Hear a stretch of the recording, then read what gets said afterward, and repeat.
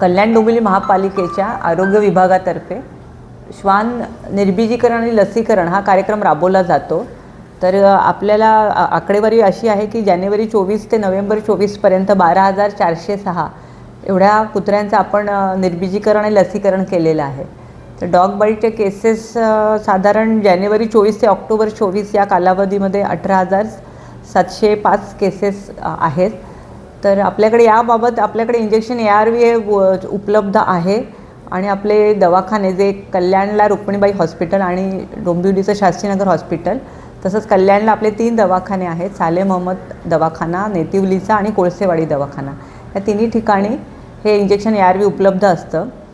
तर मी नागरिकांना असं कळकळीचं आवाहन करते की कुठलेही कुत्र्याने जरी तुम्हाला चावला असं वाटलं किंवा कधीकधी त्याच्या दात उमटलेले नसतात, पण नुसतं चाटलं तरी तुम्ही या रुग्णालयामध्ये येऊन हे इंजेक्शन जरूर घ्या। कारण हे जे बाहेरचे कुत्रे असतात, तर आपल्याकडे आता अशी एक केस झालेली आहे की तिथे इंजेक्शन न घेतल्यामुळे ते दगावलेले आहेत। तर असं होऊ नये म्हणून मी तुम्हाला सगळ्यांना पुन्हा आवाहन करते की जे उपलब्ध इंजेक्शन आहे आणि आपल्याकडे ते 24 तास इंजेक्शन ARV उपलब्ध आहे। पहिला डोस आपण हा अगदी रात्री 2 वाजता आलात तरी तो उपलब्ध असतो, तर त्यामुळे त्याचं जरूर घ्यावं।